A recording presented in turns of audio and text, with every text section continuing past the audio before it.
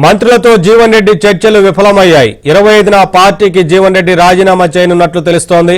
ఇప్పటికే దీనిపై తన వర్గానికి జీవన్ రెడ్డి సంకేతాలు ఇచ్చారు. ఇక్కడి వరకు వచ్చాక పార్టీలోనే ఉంటే గౌరవం ఏముంటుందని జీవన్ రెడ్డి అన్నారు.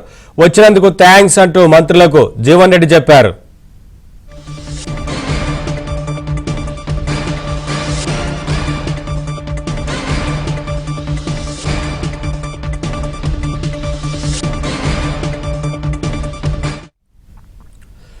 మంత్రులతో జీవన్ రెడ్డి చర్చలు విఫలమయ్యాయి. 25న పార్టీకి జీవన్ రెడ్డి రాజీనామా చేయనున్నట్లు తెలుస్తోంది.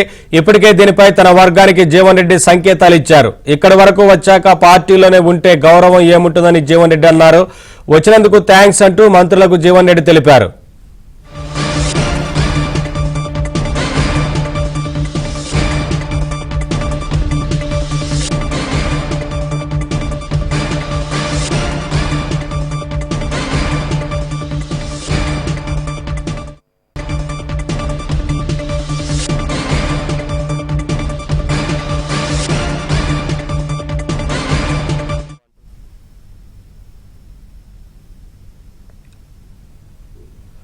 మంత్రులతో జీవన్ రెడ్డి చర్చలు విఫలమయ్యాయి. 25న పార్టీకి జీవన్ రెడ్డి రాజీనామా చేయనున్నట్టు తెలుస్తోంది. ఇప్పటికే దీనిపై తన వర్గానికి జీవన్ రెడ్డి సంకేతాలు ఇచ్చారు. అప్డేట్స్ మా కరెస్పాండెంట్ శ్రీనివాస్ లైవ్ ద్వారా అందిస్తారు.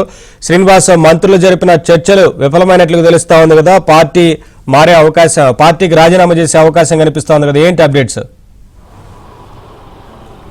So Naveen, Congress party senior నేత, మాజీ మంత్రి, మాజీ ఎమ్మెల్సీ జీవన్ రెడ్డి ఆ పార్టీని వీడటం ఖాయంగా కనిపిస్తోంది. ఎందుకంటే ఈరోజు మంత్రులు అడ్లూరి లక్ష్మణ్, శ్రీధర్ బాబు, మేడిపల్లి సత్యం కూడా జగిత్యాలలోని జీవన్ రెడ్డి నివాసానికి చేరుకొని జీవన్ రెడ్డితో బుజ్జగించారు. అయితే సంజయ్ కుమార్ ఖచ్చితంగా పార్టీ ఫిరాయించిన నేత కాబట్టి ఆయన్ను దూరం పెట్టే అవకాశం పార్టీలో లేదు కాబట్టి తాను ఖచ్చితంగా పార్టీకి రాజీనామా చేస్తానంటూ ఆయన మంత్రులతో అన్నారు. ఇదే విషయాన్ని మంత్రులకు కూడా స్పష్టం చేశారు. సో మొత్తంగా అధిష్టానం జీవన్ రెడ్డిని బుజ్జగించాలని శ్రీధర్ బాబుని, అడ్లూరి లక్ష్మణ్ని పంపించి జీవన్ రెడ్డితో చర్చలు జరిపించింది.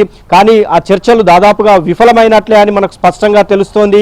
ఈ నెల 25న కాంగ్రెస్ పార్టీకి జీవన్ రెడ్డి రాజీనామా చేయబోతున్నట్లు మనకు ఇప్పటికే స్పష్టమైంది. సో ముందు నుంచి సంజయ్ కుమార్ చేరికతో పాటు మిగతా 9 మంది అంటే మొత్తం 10 మంది పార్టీ ఫిరాయించిన ఎమ్మెల్యేల అంశాన్ని జీవన్ రెడ్డి ముందు నుంచి వ్యతిరేకిస్తూ వస్తున్నారు. పార్టీ అంతర్గత వ్యవహారాల్లో ఆ ఫిరాయింపు ఎమ్మెల్యేల జోక్యం ఏంటంటూ కూడా ఆయన మంత్రులను ఈ రోజు కూడా గట్టిగానే అడిగినట్లు మనకు తెలుస్తోంది. సో మొత్తంగా జీవన్ రెడ్డి పార్టీని వీడటం ఖాయంగా కనిపిస్తోంది. ఈ నెల 25న పార్టీకి రాజీనామాకు సంబంధించిన ముహూర్తం కూడా పెట్టుకున్నట్లు ఆయన అనుచరులు వ్యక్తం చేస్తున్నారు. అయితే జీవన్ రెడ్డితో ఎవరు వెళ్లకుండా ఉండటానికి కూడా అధిష్టానం కొంత చర్చలు జరుపుతోంది. జిల్లా డీసీసీ అధ్యక్షుడు కూడా కొంతమంది జీవన్ రెడ్డి అనుచరులతో మాట్లాడుతున్నట్లు తెలుస్తోంది. సో మొత్తంగా జీవన్ రెడ్డి ఎపిసోడ్ ఈ నెల 25న పూర్తి స్థాయిలో స్పష్టత వచ్చే అవకాశం కనిపిస్తోంది. అయితే ఈ రోజు మంత్రులతో కూడా జీవన్ రెడ్డి కొన్ని ముఖ్యమైన కామెంట్స్ చేశారు. ఆత్మగౌరవం లేని చోట, గౌరవం పొందని చోట తాను ఎలా పార్టీలో కొనసాగుతానంటూ కూడా జీవన్ రెడ్డి కామెంట్ చేసినట్లు మనకు తెలుస్తోంది. ఇక్కడ దాకా వచ్చినందుకు థ్యాంక్స్ అంటూ మంత్రులతో చర్చలను జీవన్ రెడ్డి ముగించారు. సో గతంలో పార్టీ ముందు నుంచి 40 సంవత్సరాలుగా అంటే ఇక్కడ ఇంకో చర్చ కూడా వచ్చింది. పార్టీ కూడా జీవన్ రెడ్డికి తక్కువ చేయలేదు అన్న కామెంట్స్ ఇప్పటి వరకు బయట వినిపించాయి. అయితే పార్టీకి తానేం తక్కువ చేశానంటూ కూడా ఆయన మంత్రులతో అన్నట్లయితే తెలిసింది.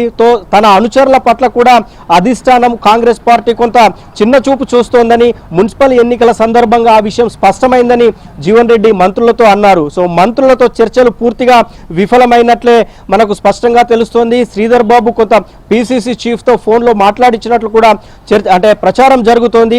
అయితే జీవన్ రెడ్డి మాత్రం చివరి నిమిషంలో మనసు మార్చుకుంటారు, పార్టీ విడిచిపెట్టి వెళ్లరు అంటూ శ్రీధర్ బాబు ఏబిఎన్తో మాట్లాడుతూ అన్నారు. జీవన్ రెడ్డికి కొంత అన్యాయం జరిగిన మాట వాస్తవం. ఎమ్మెల్సీ రెన్యువల్ కూడా చేయకపోవటం కూడా కొంత అన్యాయం జరిగిన మాట వాస్తవం అంటూ కూడా శ్రీధర్ బాబు ఏబిఎన్ ఆంధ్రజ్యోతికి ఇచ్చిన ఇంటర్వ్యూలో చెప్పారు. సో మొత్తంగా జీవన్ రెడ్డి ఎపిసోడ్ ఈ నెల 25న పూర్తి స్థాయి క్లారిటీ వచ్చే అవకాశం కనిపిస్తోంది. ఆయన రాజీనామా చేయబోతున్నారు. అయితే ఆయనతో ఎవరెవరు ఉంటారు, జగిత్యాలకు సంబంధించిన ముఖ్య నేతలు జీవన్ రెడ్డితో ఎవరు వెళ్తారు అనే దానిపైన కూడా అధిష్టానం కొంత ఆరా తీసినట్లు తెలుస్తోంది. Naveen, thank you Srinivas, thanks for the updates.